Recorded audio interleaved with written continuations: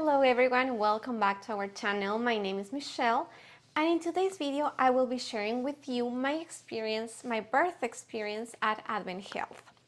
So this is a positive experience. I had an induction at my 40th week, and if you are a mom that is going to go on labor, is pregnant, and needs some reassurance, please keep watching this video. Okay, so first, I want to go a little bit back on my story. So to start with, I didn't have any contractions. I was 39 weeks pregnant, no contractions, 38 weeks pregnant, no contractions. So at my 39th week, gave me the option to have the membranes stripped. Procedure they do to start your contractions. It's supposed when they do that, the contractions could start. In my case, I decided to do it. This is something that you as a woman have the right to decide if you want it or not. No one can push you to that, and you decided because it's painful.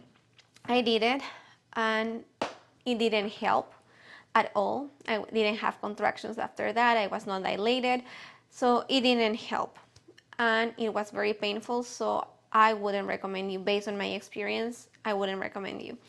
So that was my 39th week. Then on my due date, my 40th week, I had to go and see my obstetrician. And since I was not having any contractions, I mentioned my obstetrician that I was not feeling the baby move as much as I was doing before. And my obstetrician told me that they will hook me up to the monitors, to the non-stress monitor, and also to see the contractions. So they saw something at that monitor. They didn't want to tell me anything, but they wanted to make sure that everything was fine with the baby, especially because I mentioned that the baby was not moving as much as before. So then I had an ultrasound done, and in this ultrasound, the technician saw that the liquid was a little bit thicker. So she thought that it might be meconium. I was seeing different obstetricians. I was not having just one. So in this case, I had a case nurse that was seeing me that day, and she told me that based on what the person at the ultrasound told her, it would be better for me to go to the hospital, because if the liquid is thicker, it could be that there was meconium. Meconium is when the baby poops inside of you, so they can breathe this, aspire this, and that could be bad for their lungs. In that case, you need to get an induction. So what they told me is that I need to go to the hospital to get inducted. Obviously, me and Josh got extremely scared because I started reading. The first thing you will do is go to Google and search what could happen. So we started reading, and it said that the risk was that the baby could absorb this, and it could be bad for their lungs, and then they will need to be in the NICU for a couple of days. So we were scared about that. However, before going to this, I didn't eat. So I asked them if I could eat, and they told me that it was fine. Then we went to Panera. Obviously, we were very scared. I was nervous because I was expecting to get inducted that day. But we ate a little bit. I had a soup, and then we went to the hospital, and we had our bags ready. Josh didn't have his bag ready, but I did. So it was kind of quick. That's why I will say it's very important for you to have your bag ready at your maybe 34 weeks or 36 weeks, because you never know if you will need to rush to the hospital. So very important to have that ready. We had our bags ready, and then we went to Advent Health. It was our hospital. We are here outside of the Women's Health Pavilion here off of Bruce B. Downs and Fletcher. Michelle's about to give birth to Matthew Ethan Anderson here November 2nd, so he might be born either tonight, we hope, or if not tonight, maybe tomorrow or the next day, we'll see. So we are very excited to go in. We are a little bit nervous, but mostly excited. How are you feeling, Michelle? I'm a little bit nervous because we were not expecting this, but we were told that I need to get induced for some condition that we will explain you later. But we are excited and happy, so let's go. See you inside. And there you arrive and you have to do the check-in. The check-in is like a security guard will be there and you will have to give your name and date of birth. And since you had to do a pre-register, they already had all my information, which is very good in case you are having a lot of pain or you need to go urgently to the hospital. In my case, I didn't have pain. As I said before, I didn't have any contractions. So it was like I was with no pain, but I was worried because of what they told me. And then my husband had to give his ID. They took a picture of his ID and they gave him a sticker so he can get in and get out of the hospital with no problem. Well, and then they sent us to a waiting room. In this waiting room, we were waiting for a couple of minutes because most of the times they will schedule you an induction so you will know what day and what time you need to go to the hospital. In my case, I was not expecting that, so at the obstetrician office they just told me that they were going to call the hospital. However, when we arrived to the hospital, Advent Health told us that they didn't have me scheduled for an induction that night. When we arrived, it was around 7 p.m. or 9 p.m. on Wednesday. So then, no, sorry, 7 p.m. or 8 p.m. of Wednesday night. So then finally I explained to them why I was there, and they told me that that's okay, that they will take me for the induction. So they called us and we went to the first room that was triage. In triage, they will give you like a gown that you have to change on and they will insert your IV. The girls there were extremely nice, very friendly, and they hooked me up to the monitors to see my contractions and to make sure that the heartbeat of the baby is okay. So those were the first steps. I got a lot of questions. They asked me a lot of questions and I got my IV. Since I was having a sore throat and it was 2022, so COVID time, even now I feel like if you have sore throat or any symptoms of COVID, they will do a COVID test. They will perform the COVID test. So I had to take a COVID test, and at that time I did one before going to the hospital. Before going to the obstetrician office, I did one and it was negative, but it was one that I did at home. So they wanted to do one at the hospital. And we didn't get the results, so then another nurse was coming and she told me that she didn't have the results yet, but she needed to move me to the room. So if you test positive for COVID, the difference were that you were going to another room and also you were not able to have visitors. It was only you and your husband. But we didn't have the results yet, so she decided just to take me to the room, and it was the room for people with COVID, in case people who were testing positive for COVID. So me and Josh were kind of skeptical. We didn't want to go to that room, especially because I knew that I didn't have COVID, because I already got COVID, and when I got COVID, I got very severe symptoms, and this time all I was having was like a sore throat.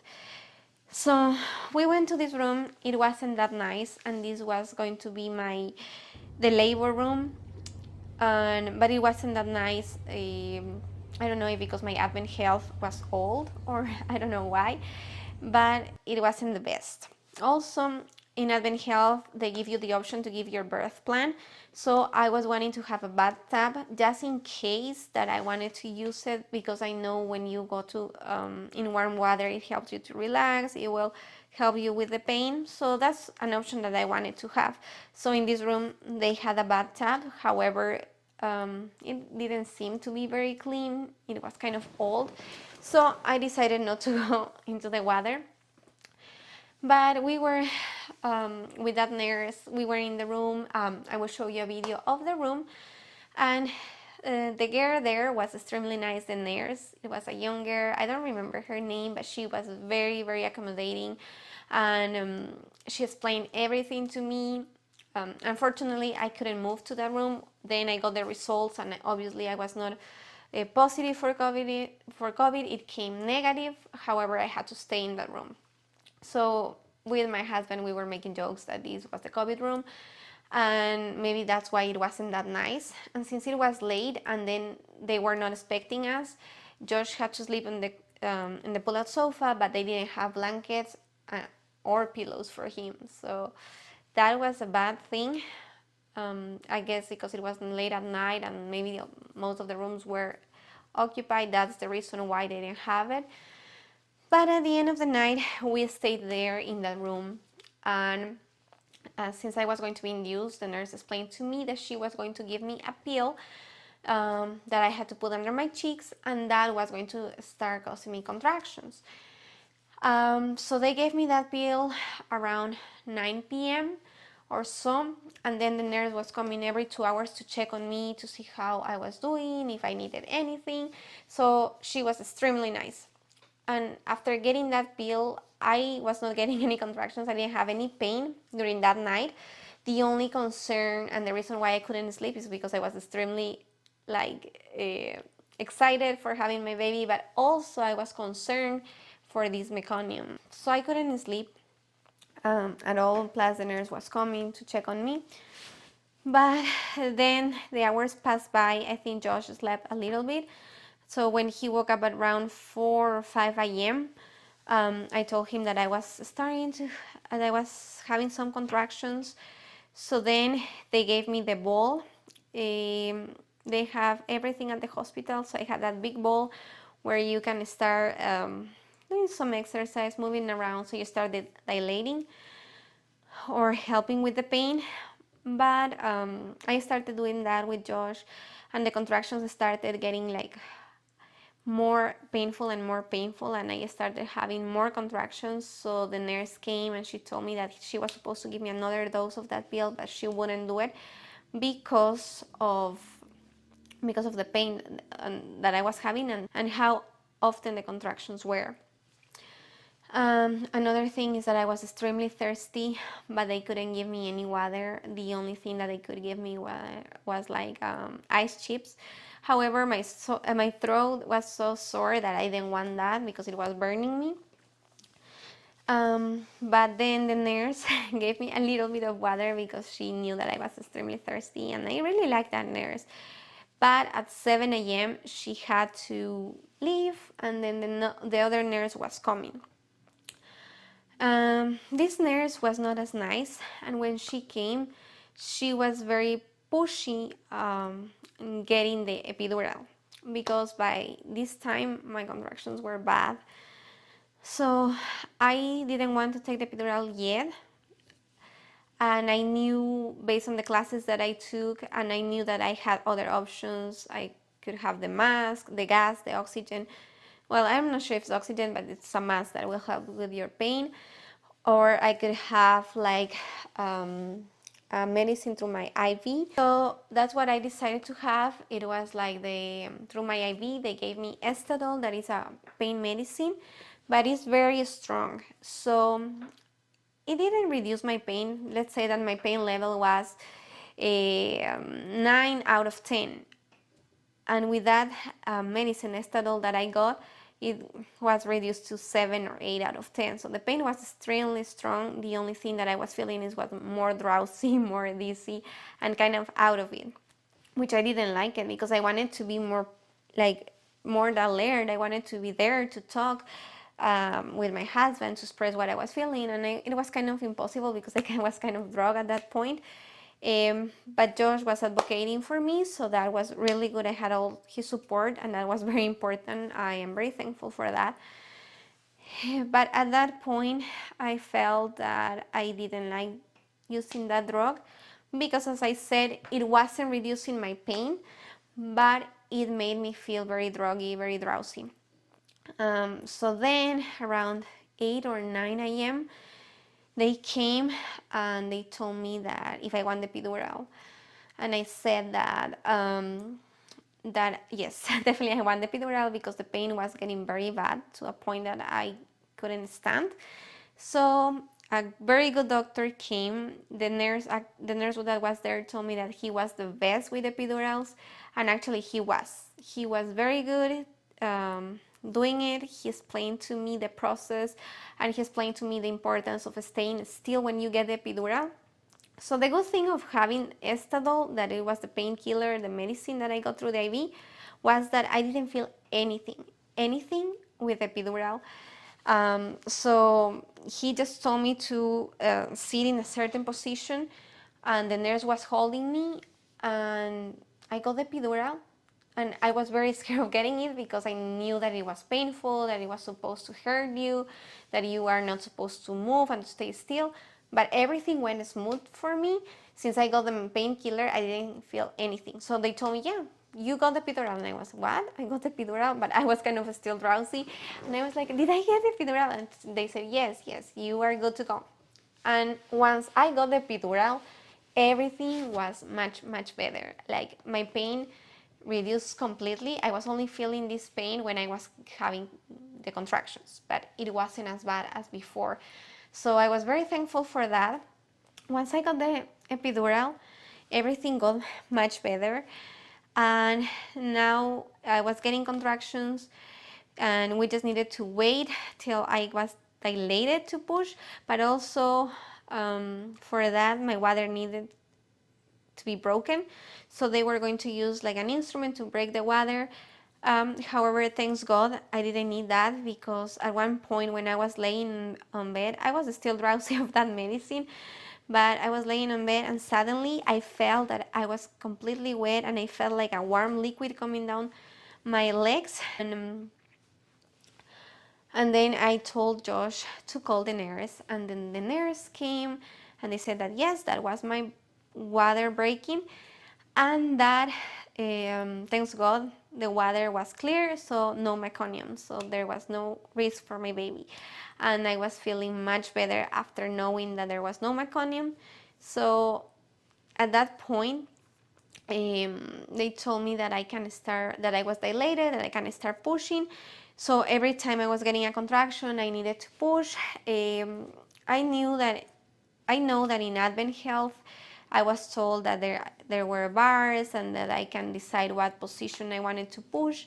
But with this nurse, it was very straightforward. I told her like I would like a bar, and she told me like the bar is going to make harder on you. Yes, we do have bars. I will have to see where we have one.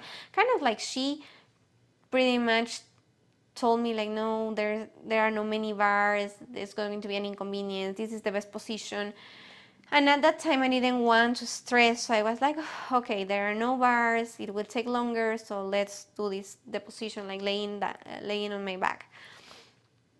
And another thing, obviously, because I got the epidural, she told me that it won't work. So probably that's the reason why it didn't work. So I had to be laying down on bed, and then with one leg here, another leg there, and pushing. She explained to me how to push, but as a first-time mom, it's extremely hard to know how to push. You have the pain. The pain is there. You know when you're getting contractions, but the pushing part was hard for me. It was something I didn't know how to do it. But the support of my husband, he was holding me every time I was squeezing his hand every time I was having a contraction, and he was there like all the time that I was in labor. He was there. He was telling me, push, you can do it, you can do it. It's hard because I didn't sleep the night before. I didn't eat at all during that day, and it was like around 2 in the afternoon when I started pushing. I started labor, and I was in labor for 2 hours. So sometimes I was feeling defeated. I was feeling without strength. But then when my husband was telling me, you can do it, baby, we can do it, we can do this, because he knew how much I wanted to have like an vaginal delivery instead of a C-section. So he was encouraging me, and that helped a lot. So I feel like one of the things that will help for you would be having like a supportive person next to you. If the nurse is not one of them, have your husband, have your mom, have someone, a friend, have someone that you can trust, and you know that that person is going to be encouraging you and helping you to relax. Also, breathing is extremely important. I think that that was one of the best things that I could do, is take a class breathing. They showed me how to breathe, and actually it was like a class. Advent Health offered that class, those classes for free. So we took it with Josh, and he was the one making me breathe, and it was helping. It does. It's crazy that sometimes you think how that would help, but it did help. So after 2 hours in labor, that it was the hardest part. But I am telling you, once you get the epidural, it gets much better. And I will recommend you 100% to get the epidural because it helped me a lot. And then after those 2 hours, Josh told me that he was able to see the head of the baby. So then I was more encouraged. I got more power because I was very tired. But once he said that, I was like, okay, I can do this. Also, the nurse went to call the obstetrician. More doctors came into the room with nurses. They lifted my bed, so I knew that something was going on. I knew that the baby was coming very soon. And the obstetrician was extremely nice, and he told me, you can do it too. He was very encouraging. And at this point, even with the epidural, I was feeling a lot of pressure, a lot of pressure every time I was getting a contraction. But at the end, the baby came out, and I could hear him crying, and that was the best experience in my life. I was so happy. I was feeling like so happy to have him, to meet him. And then I did a skin to skin, that was part of my birth plan too. And also Josh had to do it with the baby after I did it. But seeing his face for the first time is amazing. It's like the best experience of your life, and you know that everything that you went through is completely worth it, just to see his face or her face. So then I gave the baby to Josh. I had second-degree tears, and I was seeing a lot of blood. Actually, at one point, I saw the face of my husband, and I told him it's going to be okay, because when I saw his face, I was thinking, and I was seeing all the blood around, I was thinking like something is happening down there, but I have my baby, and that's all it matters. And well, so I have second-degree tear. I got some stitches, but at that point I was not feeling anything because I was so happy for my baby. Then they did the stitches that moment. It was very quick. Then they left. We were with the baby, me and Josh. Obviously, I was very sore. I had to wait a couple of minutes in laying down. Then they asked me if I needed to go to the bathroom, and yes, I had to go to pee. So they helped me to stand up, but I was able to stand up. I didn't feel dizzy. So since I was not feeling dizzy, they told me that it was okay for me to go to the other room that we were going to sleep at. And once you go to the bathroom, you will need assistance. In that room, you will need assistance from the nurse, and they will give you everything. You will need to have a big pad. Also, I brought my pads that were more comfortable and nicer. So I would recommend you, like, if you prefer I have a video of the pads that I took. If you prefer having like your own pads, you can take. If not, there's no problem, because they will give you everything. They will give you the spray for your area, because it's going to be very sore, and you will have everything you need. So I went to the bathroom, then I was able to pee. It was painful at the beginning. I was scared, but I peed, and then I went back to the bed. I was starving because it's like a lot that you have to do, a lot of the things that you have to do in labor, so it's very tiring, and I was starving. It was the afternoon, and my parents were not in the hospital yet because they were traveling from my country, which is Ecuador. So my dad was flying that night, and my mom was flying the next day. So we didn't have anyone at the hospital. But we decided just to eat the food that they offer us at the hospital, and you have to order the food before the cafeteria closes, and they were about to close, so we decided to order. The food is not the best. They didn't have many options. I was actually surprised that here you were able to order like a burger, chocolate. You were able to order like a chocolate cake. In my culture, in how our hospitals work, you cannot have a diet after giving birth. But here they told me that it was completely fine. But I decided to order like a chicken soup, that it was a little bit oily. I think it was like one those of soups that are prepared from a package or something like that. But since I was so hungry, I had it. I had Jello, and I had a chicken sandwich that we shared with Josh, and that's what I ate. Since I was so hungry, I was okay with that. And then we went to the other room. The other room was nicer. In this room it was bigger too. We had a better bed for me, and we had a table with chairs, which was very nice, because when my dad came to the hospital and my grandma, they were able to sit in that area. And then Josh had a pull-out sofa, and this time he had blankets and he had pillows, and we had the crib for our baby, like the little area for our baby. And that was very important to me because I was with my baby all the time. The only time they took away my baby was when he had to go for the tests. I think it was a hearing test, and also he had an injection, a vaccine. So that's the time they took him away from me, but all the time he was with me, and I was able to see the care that he was receiving, and he was by my side, and that was very important to me. And in that room also we have a shower, and I was needing to take a shower, but they told me that I have to wait till the next day. So the next day, the first thing I did was taking a shower, and it was so refreshing. And then that night, it was very hard before taking the shower. The night before, the night that I gave because my baby was born at 4 p.m. So we went to that room around 6 p.m. And that night, I was very tired, but I couldn't sleep, and it was a very tough night.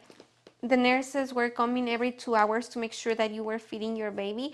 I had an alarm too. I didn't want to fall asleep, and since I was very tired, I knew that I was able to do that. But the nurses were coming to make sure that you were breastfeeding. Breastfeeding was hard too at the beginning, latching. My nipples were hurting, so I will recommend you to have the cream with you, that cream for your nipples, because they will hurt at the beginning. And it's a process. You will learn to latch, and your baby will learn to latch too. You will learn how to hold your baby. So it was a little bit hard, but we made it, and I was very happy to have my baby. So then we got discharged 2 days after, and just to make sure that I was doing fine, that the baby was doing fine, that thanks God he didn't have any complications. He passed all the tests. His color was perfect, and we got discharged 2 days after. So this is the end. I hope this was helpful for you if you are needing encouragement. This video is meant to do that, just to reassure you that everything is going to be fine. The recommendations that I will give to you is to take some classes to know what you are going to expect, because it's better to go there, to go to labor, knowing the stages, the moments that you're going to go through. I'm not saying that it's not going to be painful. It's going to be, you're going to have some pain, but there are medicines like the epidural will help you a lot. Also, learn the other options that you have in case you don't want to take the epidural. There are other painkillers. I know women who have given birth without epidural, and I really admire them because it could be very painful. But also, every woman have different levels of pain. So every woman will be different, but it's important to be informed all the options that you have, and that will help you to be less scared when something happens. Like if, for example, your water breaks, you know that that's normal and that's part of the stage. Or like If you are having more pain, if you're having more pressure, you know that that's normal, so you are not scared. And that will be very helpful. So that's one of the recommendations that I will give you, like to be prepared, take some classes, know what is going to happen, be positive, try to relax, don't yell, because when you relax, it makes everything more smooth. And also, I would recommend you to have someone that you can trust that can be there as a support person. So it's either your mom, your partner, your sister, whoever you trust to be there and to help you relax. Someone that will be there relaxing you. So in my case, I was thankful that I had my husband, and he was very supportive, and that helped a lot. But that's the end of the video. It was a little bit long, but I just wanted to give you a little bit of a summary of what was my experience giving birth at Advent Health. In summary, for Advent Health, I will say that most of the nurses were very nice. One of the nurses was not the best, but I am a positive person, so I didn't want to make like a big deal. I didn't fight or anything because she didn't do anything wrong to me. It's mostly like the attitude that she had when I was in labor, but I had judged there, so I didn't need it. At one point, she was not there at all, and it was just Josh and me pushing. But other than that, the obstetricians and the other nurses, very helpful. People bringing the food were very nice. And another thing that they give you in Advent Health is like a photo session, a photo shooting. The photo shooting is for free, so a person will come to take pictures of you and the baby, mainly the baby, with very cute outfits, and that is for free. But if you want the pictures, you will have to pay, so they will have some packages and some prices there. Also, they give you like a special dinner. The food there is not the best, so I would recommend you to bring some snacks or to order food, or if someone can bring you food, much better. But one day you can choose, either if you want to do lunch or dinner, and they will do like a special meal, which is better. This one was like we ordered mashed potato with steak and some veggies, and that food was pretty good compared to the other ones. And also they give you cake to celebrate the birth of your baby, and that was very nice. They give you the diapers. You don't have to take any diapers. They will give you the diapers. They will give you the wipes for your baby.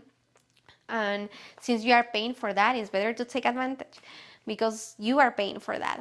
And another thing they have in Advent Health is a cafeteria where you can grab coffee 24/7. There are yogurts and crackers that you can have as snacks.